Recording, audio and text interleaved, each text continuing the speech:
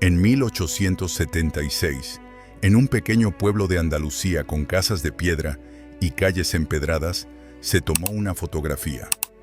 En la imagen, el respetado comerciante de aceite de oliva Alejandro Cortés sostenía en brazos a su hijo, que aún era un bebé.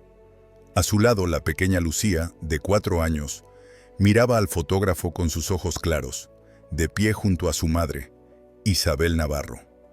A simple vista, todo parecía una escena de calma y felicidad familiar.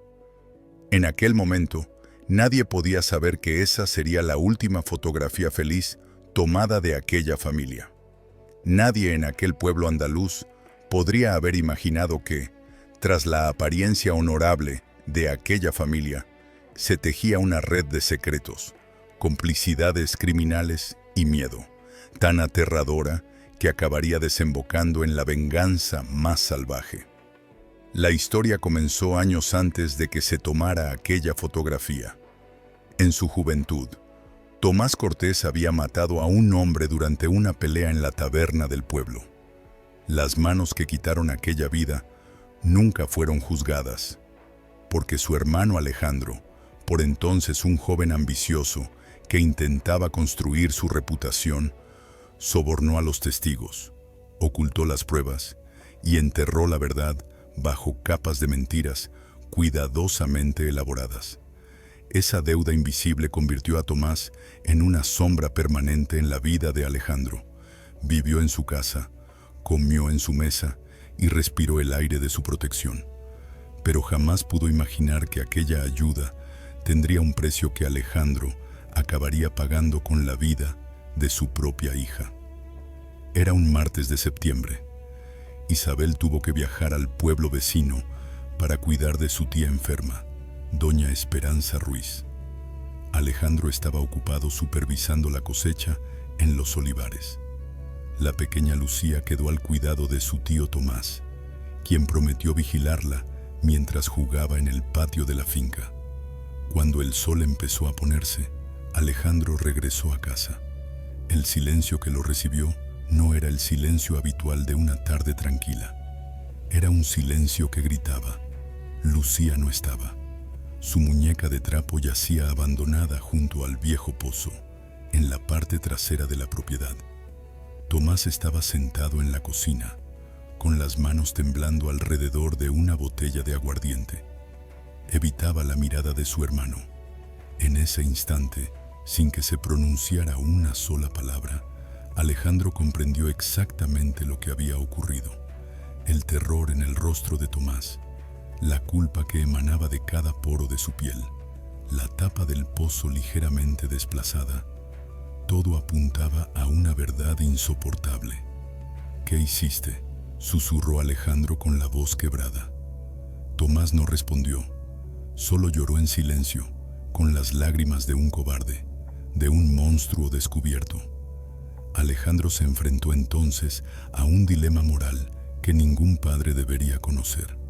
Si denunciaba a su hermano, el asesinato cometido por Tomás años atrás saldría a la luz.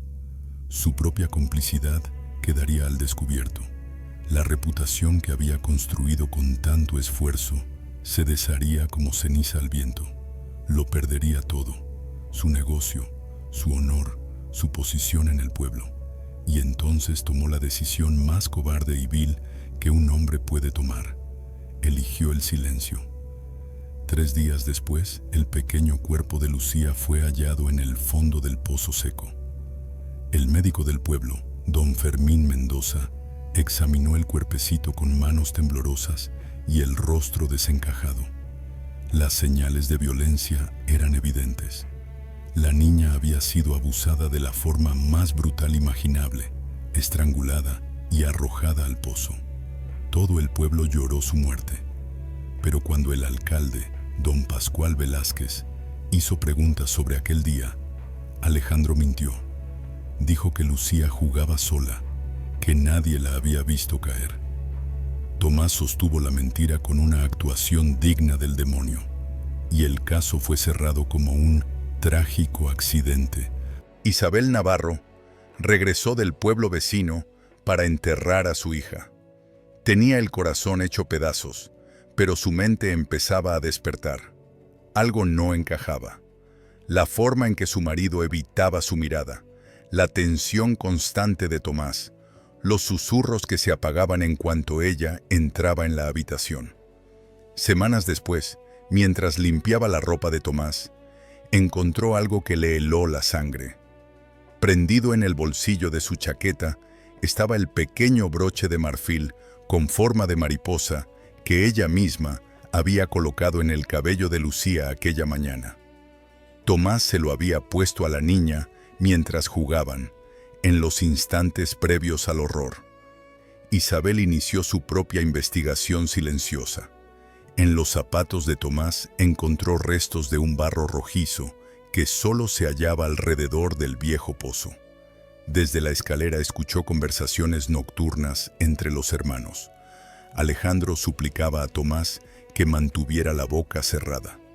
Durante meses, Isabel vivió con esa certeza terrible, sintiendo que cada día que pasaba sin actuar era una nueva traición a la memoria de su hija.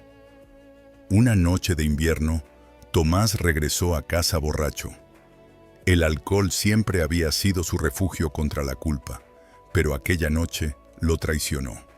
Entre balbuceos y sollozos, dejó escapar las palabras que Isabel temía y esperaba oír. Era muy pequeña, no pudo gritar mucho. El pozo. Alejandro me protegió. Isabel no gritó, no lloró. Algo más antiguo y más fuerte que el dolor se apoderó de ella. La ira helada de una madre a la que le han arrebatado lo único sagrado que tenía en el mundo.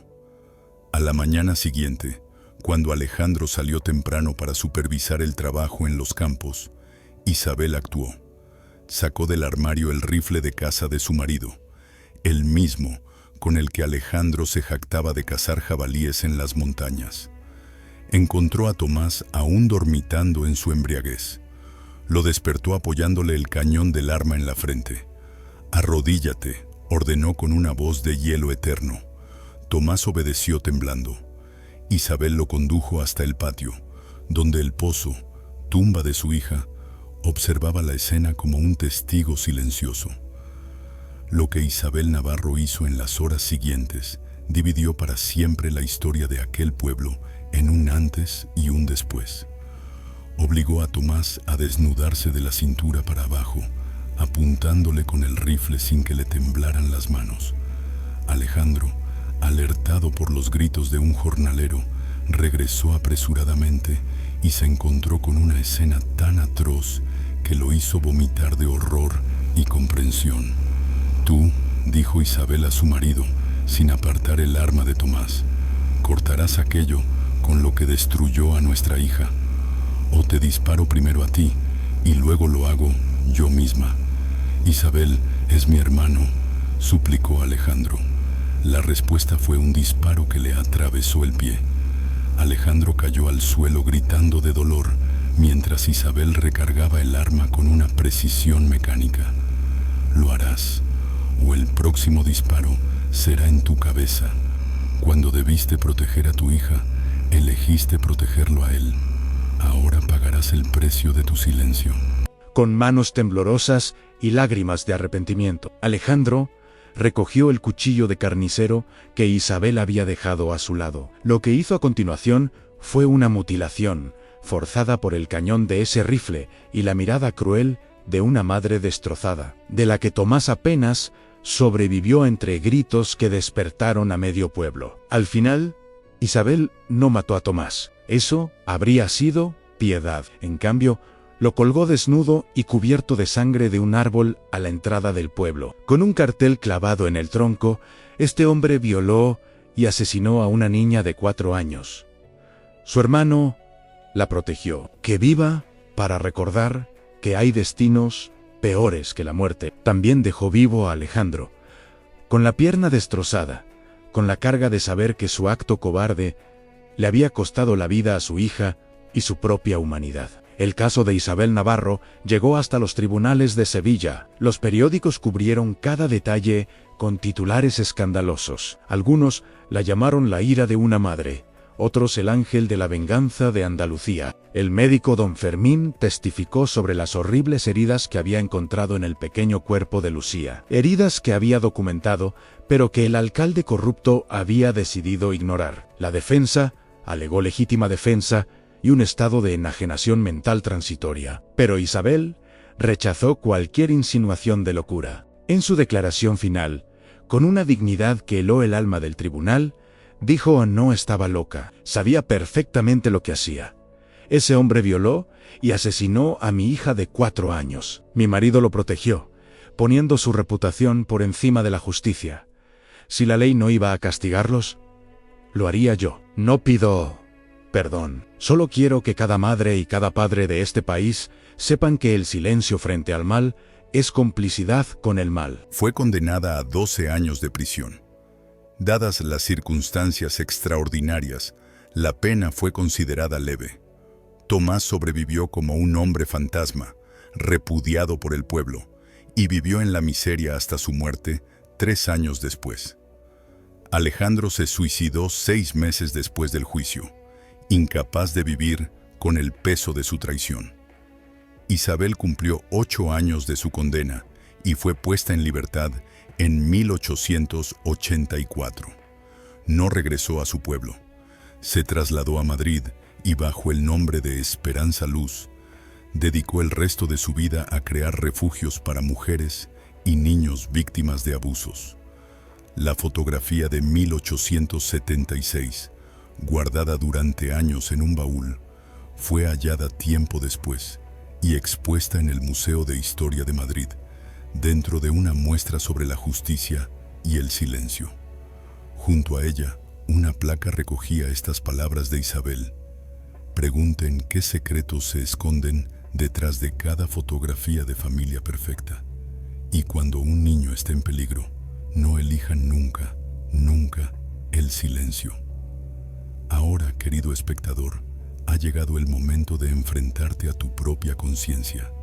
Si tú fueras Isabel Navarro, si descubrieras que tu propio esposo protegió al monstruo que destruyó a la persona que más amabas, ¿qué harías? ¿Confiarías en un sistema de justicia que ya había fracasado? ¿O tomarías el rifle y exigirías que el precio del silencio se pagara con sangre? Escribe tu respuesta en los comentarios. No te juzgaré. Solo te pido que seas brutalmente honesto contigo mismo sobre hasta dónde serías capaz de llegar cuando todo lo que amas te es arrebatado por la cobardía de quienes debían protegerte. Y si esta historia ha removido algo dentro de ti, si te ha hecho cuestionar el precio del silencio y el valor de la complicidad, te invito a suscribirte a este canal, no por mí, sino porque estas historias necesitan ser contadas, porque olvidar es la victoria final de los monstruos, y cuando guardamos silencio ante el abuso, nos convertimos en cómplices del abusador. Recuerda siempre, las fotografías mienten, las apariencias engañan, y el silencio nunca es inocente. Siempre, siempre protege a quien no merece ser protegido. Hasta la próxima historia.